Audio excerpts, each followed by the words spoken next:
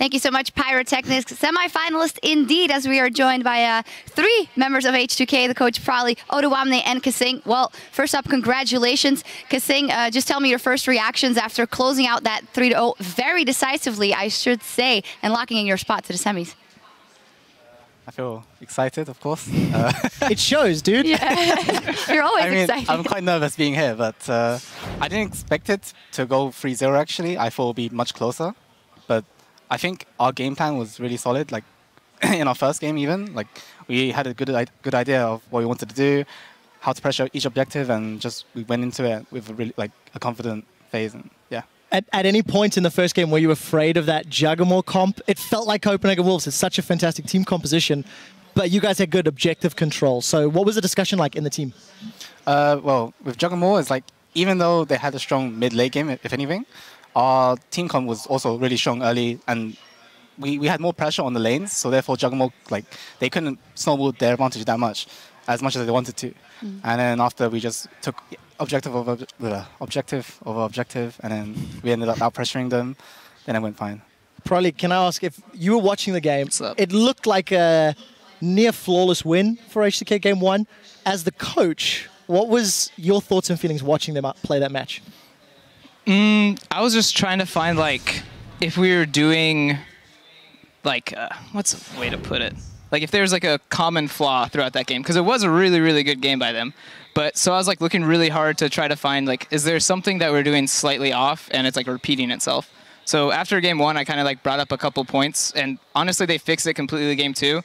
Kind of had a rough laning phase, but they had fixed all the problems I talked about in game 1, so I was really happy that they kind of, like, listened and they were able to, like, put it into action the next game.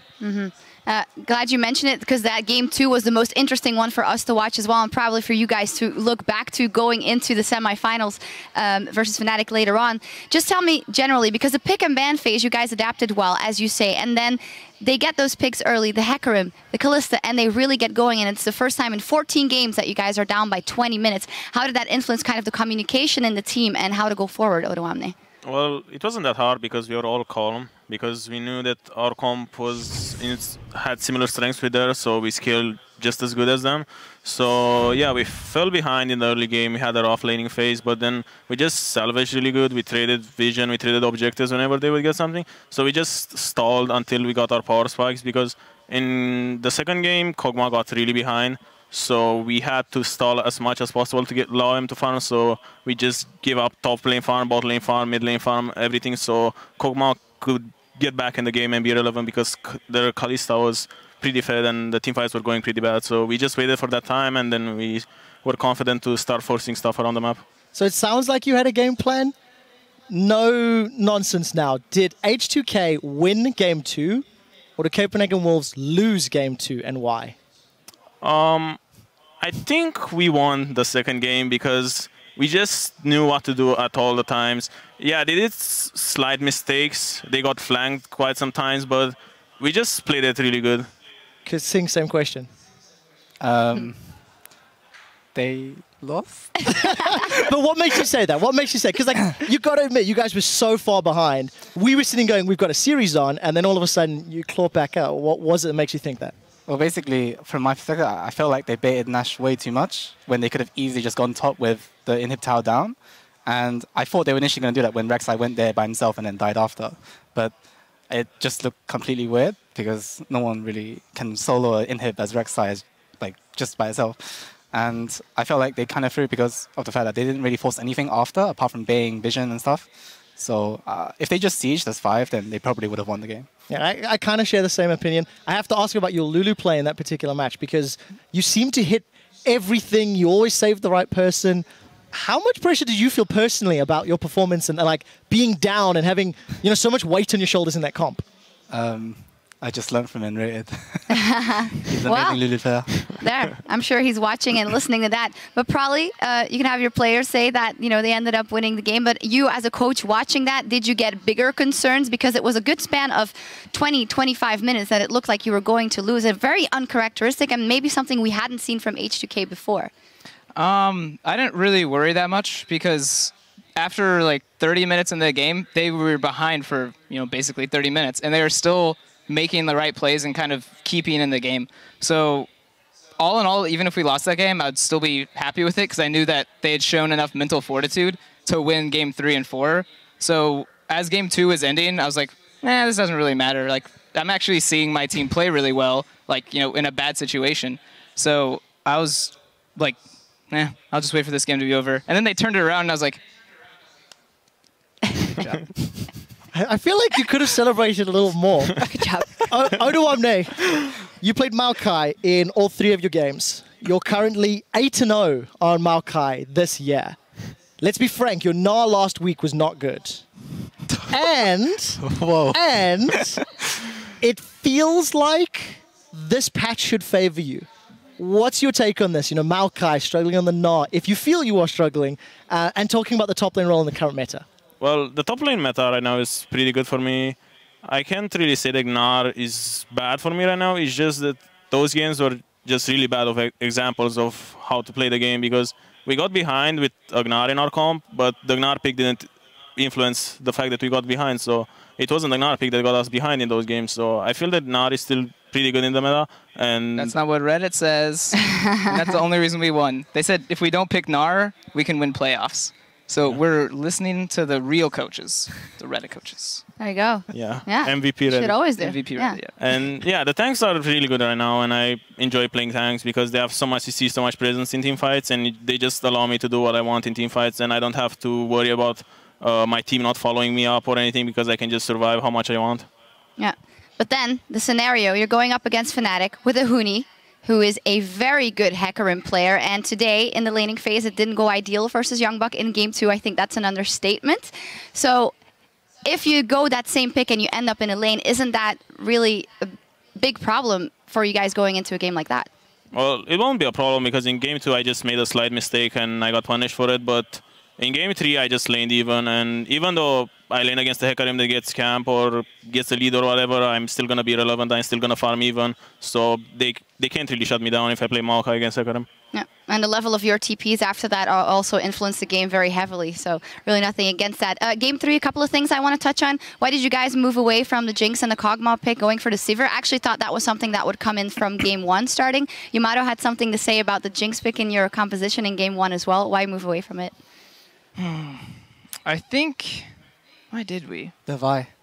Oh, yeah. Yeah, they had Vi. So Sivir is, like, pretty annoying for Vi. Yeah. So I was like, well, this will annoy Vi. And it's also a big favorite for Hjarnan. Like, he likes playing the champion. So it's like, it's our last game, hopefully. So let's put us on some comfort champions and then put us on some engaged champions so we can play the game like we want, we can fight when we want, and then, just play lanes like we like it. Did Probably miss anything, Kasing? Nope. Just checking, because you felt like going to chime in there. he won us the game. Don't forget that. Yeah, probably carried. Some other things I wanted to talk about. We always talk about H2K as being such a team play-oriented team, no individual stars. Kasing has really stepped up to the plate, and for me in this series as well, Ryu, maybe even playing the best games he has in the entire split. And I wanted to ask you specifically, because in the beginning of the split, you said, well, sometimes he doesn't really listen when it comes to picks, or he's kind of going his own way. It seems like that dynamic has changed, and we see him talking all the time in Champion Select. Do you see that growth of him as well? Yeah, he just basically just got more comfortable with everyone. Like, we all became friends like pretty quickly, and then the language barrier kind of like broke when all we do is talk about League, so it's really easy to talk. So basically he just got comfortable with everyone, so it was really easy for him to voice his opinion and for us to understand it, and then us to come to an agreement. Because before it was like, well, we think this way, and he would just say, bad. So that was like our communication for a while, and then he's able to explain it now, so pick and ban's a lot easier, like mid lane's a lot easier, and then, like, I don't know, when Odo does his yellow TPs, we follow up on it a lot better now. It feels like the team's in a great position. Kasing, I want to quote you from an interview a few weeks back where you said when you joined H2K, you kind of thought you were going to be in the bottom 5 of the table. Now you guys are in the semi-finals, you're top 4, guaranteed. Whenever anybody talks about H2K, there's never any talk about individual superstars, yet you guys are top 4. How does it make you feel? How does it make you think when you hear and see those things, yet you guys are in the semi-finals, convincingly? It's just, before I came into the team, I thought everyone disliked me as a player. Like, everyone's had their fair share. And a person. No, just kidding. Everyone's had their fair share of, like, solo queue experience in the US. So I thought they didn't really respect me as a player. But when I came in, like, everyone listens really, like, like everyone just listened instantly, so I didn't have any troubles trying to put across my points and stuff. And me and Hyanan, like since the beginning, we played like 3 days before playing the first game, and he was really easy to work with. So, well, if you make those big plays and those hooks, I don't think anyone can disagree with you or not be comfortable with you in that one. Some more things about you guys' playstyle. Probably we've talked to Yamato all day here on the desk, saying how the way you guys play is maybe the most durable of all the teams in the LCS. I want to see your vision on that, and maybe how do you see it in terms of growth? Because it seems like all the things you're good at is something that should last you for the ages. Yeah, I think people are starting to pigeonhole our team a bit into like oh, all we're going to do is Dragon. And I think for the week like 4 to 8, that was literally our only playstyle. We kind of never really adapted and learned how to like press leads in small areas or like skirmish in the jungle. But I think game 3 was a good example of what we've been practicing, where we actually created a lot of chaos on the map and got a lot of fights, like not around objectives. They're just fights because we saw them overextending and we punished that. So I think if teams are going to look at us like, oh, they're just going to stall until Drake, it's actually going to backfire really hard, because we're getting a lot better at punishing people who overextend, or if people are trying to bowflex the pressure they can't actually hold. Right. Well, the series was very impressive from you guys in total. We also decided on an MVP for this one. I want to ask, who do you guys think would deserve the MVP, Oduwamne? Probably. Probably. Nah, jokes aside. Probably. Who would win MVP? Yeah. Yeah, man. MVP. Yourself. I don't know. I guess I would say Ryu, because he doesn't always do those like gank bushes, or he'll do it and then like give up and scrims. But today when I watched him camp in that red bush for like 2 minutes straight when they had Baron, I was like, yeah, you camp in that bush, baby. You sit there forever. And he eventually got a kill off of it, and we actually took a whole bunch of pressure. So that kind of play that I never talk about. I'm never like, hey guys, go in this bush. So that was something he literally just created by himself and felt was right for the game. So I was just really happy he did that. Yeah, Deficio actually agreed with Prolly. He has said that he felt Ryu was the best. We didn't necessarily agree with yourself and Deficio. Myself and Yamato were talking about this quite extensively. We actually felt the MVP of the series was in fact Kasing. Felt like your Thresh from game 1 was game-changing. You saved so many people's lives. Lulu in game 2 felt like you were in the right place at the right time. We'll admit Ryu was better in game 3, let's be frank. But I'll admit. overall, over the entire series, I definitely think it was you. What's your take when you hear we're sitting here talking about your performance and really All feeling the you time. stepped up? I don't know what to say. I don't know, it's just, I mean, I just played the champion, that's all. But I don't know, like, I don't think I deserve MVP, because I think Ryu played really well. Well, from our scrims this last week, it was actually a point I brought up, because when we played like Thresh with a mobile AD carry, we had Kasing kind of more on the front lines throwing hooks and stuff. And we were like, do you think it'd be better if you played more like Lantern Baby right there? And he's like, yeah, I should have done that there. So, and then these games, he played it completely perfect. And it was like, awesome. Like, you could actually just say this is the right way to play it and do it, instead of, a lot of people are like, we shouldn't do Baron here, but they just can't, take it off their mind. I got a question for Oduwamne to follow this one up. We've talked about Ryu, we've talked about Kasing. You're one of the H2K members that's been around since before these two guys jumped on board, before Prolly joined. What's it been like in the team, considering H2K failed to make LCS 3 consecutive times? Made it in because of an expansion tournament, lost your mid laner, had to replace your support, and now you're top 4? Like, dude, what's the last 6 months been like for you, personally? Well, the last 6 months were great since we got into LCS, and we started playing bad at first. We lost a couple of games and our playstyle was just bad overall. But then we bought in Kasing and the dynamic changed. We were all responsive to each other. We just talked a lot about everything and people were just open to each other. So it's been great. It's like so far we're doing so good. Yeah, you're doing fantastic, and a lot of LCS big plays coming out of your series, and you had one in particular you wanted to talk about. Yeah, I absolutely loved the team fight that, in my opinion, got you guys back in game 2. I want you guys to watch it and listen to the shoutcasters, because obviously you've not had the chance to review the games yet.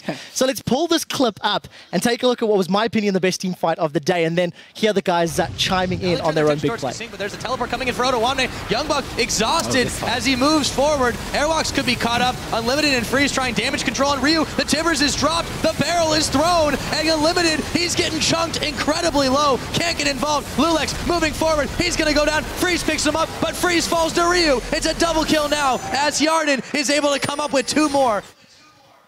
Let's start. Big smiles from Prolly. Watching your boys, listening to the commentary. What's it like reliving the team fight that really started things back in your favor? I was just really happy they didn't, like, I don't know, tunnel vision, I guess is the easiest way to put it, because, yeah, they really dedicated hard to the right side and actually left Freeze and Ari open for a second. But then right when they realized, like, oh, the right side's going to die, Gragas and Maokai both moved to the left side and just zone their tanks. And it's like, oh, yeah, like, really good positioning, guys. Don't, like, tunnel vision on getting that KDA. Just win the fight. Oduwamne, watching your own play, do you listen to the commentary and get excited, or do you go, should have done this, should have been there? What's going through your mind? I'm pretty excited since that team fight was pretty much a perfect team fight for us. We peeled back when we needed to, we engaged back when we needed to, and we just did a good job of setting our priorities in that fight and finding the right targets to proceed through it. So I'm really happy about it. Yeah, Raymond, finally. No, good job, guys. Is that what you're saying, game 2? Actually, the fact that you're so humble make me think you deserve the MVP award even more. Fantastic play overall. Yeah. It's all an act. Also, by the way, guys, remember to send in your own big plays throughout the entire playoffs. Tweet at LOL Esports. Use that hashtag LCS, and we'll revise them and see if you're right, because sometimes you send in not so good plays. Something else I want to touch on is earlier in the week we saw on PTL, Prolly, you were crowned the coach of the split. There was something missing, though. You didn't actually get an award, and we got to rectify that. Yes, we really felt it needed to be resolved. So I would like to bring up the Coach of the Split award, which has been awarded to Prolly. As soon as I figure out where I'm looking, there we go. And I would like to say that I did vote for you. I felt you were the #1 coach in the spring split.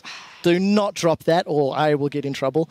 Let's put that on the desk when you're safe. You want to hold it? What I'd like to know is, to Kasing and to Oduwamne, what has Prolly done over the entire split that has helped you guys as players? Everything. Come on, give me more, dude. Give me more. Everything but more. I don't know, it's just probably, it's like, you have him for pick ban, as a usual coach would do. But then he also gives really good insight out of the game. Like, not just on, you pick this because this, like, not just the basic reasoning.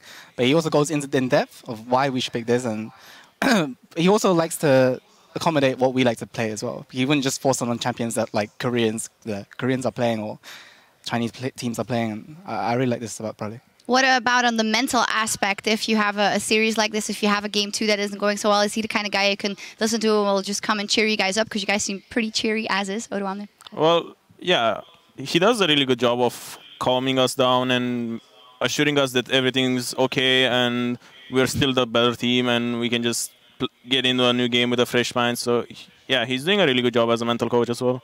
Well, we'll have to do that in the next week as you guys gear up for the semi-final. And with one quarterfinal match behind us, let's pull up the bracket and see what is in store for you guys. To start with, as you guys advance to the semi-finals, you're going to be playing Fnatic. Then you will earn at least 30 championship points towards Worlds qualification. The Copenhagen Wolves will only earn 10. Of course, tomorrow we'll have Gambit Gaming versus the Unicorns of Love to play SK Gaming later on. I'd like to touch on that championship point system, as that is new in this one, as we see the games that will be going on tomorrow and in NA as well. Probably, has your mindset changed in the split? First, of course, you're a challenger team that comes in, you just want to do good. Now that you know that those champions points are there, you've banked in those first ones, does the mindset change? Are you looking towards Worlds already? I don't think really anything's changed, other than I've kind of decided that I need to work a lot harder. Like, I know in the beginning of the split, in the last 2 weeks, I had a hard time figuring out like kind of my coaching style, I guess. So once we started winning a lot, I kind of got complacent, I guess, on what I did. And normally that's compared to like a player getting complacent, like, oh, they did well, so they fall off. I felt like I kind of did that in the last 2 weeks. So after, figuring out how to coach a bit and then seeing myself fall off again, I think I'm ready to like work a lot harder and, fix all the problems I can. Oduwamne, top 4 spring split, championship points, locking them in the bag. Are you looking at Worlds, and how much room does H2K still have to grow? Well, I'm not looking at Worlds yet. We still have the playoffs right now and the next split to play. And we just look to improve at the moment. And if we get to Worlds, then yeah, fine, we go to Worlds. But at the moment, we don't really. I personally don't care if we go to Worlds or not. But we just want to get better and better. Don't care if you go to Worlds or not, Raymond? No, I want to personally go Worlds once, and then after I'm done with the game. Once, win it, and then it's over. Yeah. All right, you guys have played your quarterfinal here today. Tomorrow, Gambit Gaming versus Unicorns of Love. We're going to take a sneak preview at tomorrow's matchup and hear from Leviathan, who says that he's got the Unicorns of Love all figured out. One of the things about Unicorns Love is that they have limited win conditions. Going over all of their replays, it seems like they win their games in primarily the same way. So going into the match, we just have to make sure that we keep our strategies strong to their win conditions. One of the biggest things we need to be ready for is be able to adapt and quickly read team compositions on the fly. So one of the things we'll probably look at is finding, just taking a look at all the weird champions they could possibly pull out, and then just having discussions as a team like, okay, if they pick this champion is strong in this area, and so it promotes them playing in a specific direction. Yeah, Leviathan actually hits the nail on the head there, and good, because he is the coach, saying that we'll really have to look at what we want to pick and what we don't want them to pick. And previewing this game with Yamato Cannon, he also said, if I was Gambit, I would be terrified going into a best-of-5 versus Unicorns of Love. Probably what are your thoughts specifically in picks and bans versus a team like the Unicorns? I mean, I know it's kind of cliche, but I feel like for Gambit, they should just be picking what they want and let Unicorns of Love, like, you know, do whatever cheesy picks they want. Because right now, I think Gambit's actually in a really good spot. Like, they're actually our primary scrim partners, so they get a little shout out for helping us win today because they gave us really good practice. So I think whatever Gambit does, pick and ban, it's not really going to matter as long as they play the way they've been in scrims. Odawamne, shout out to Gambit for helping you win today. Will Gambit be giving you guys a shout out for helping them win tomorrow? Well, if they win, then I hope so. if they don't win, then I want them to not say anything because. One more thing from you, Odawamne. Something that we'll be looking at very closely tomorrow is Vizicachi versus Cabo Shard.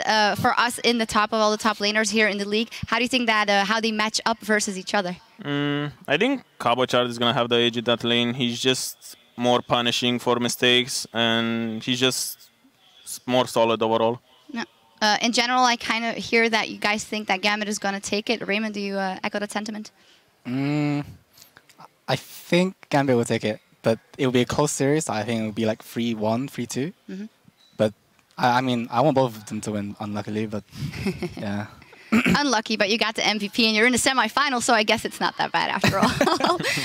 That best of 5, Gambit versus Unicorns of Love, it all begins tomorrow at 5 p.m. Central European Summer Time or 8 a.m. Pacific. And that'll do it from all of us here. Thank you guys very much for joining us. And congratulations once again. For you guys, though, at home, don't go anywhere because the North American LCS Spring Playoffs start in just a few minutes.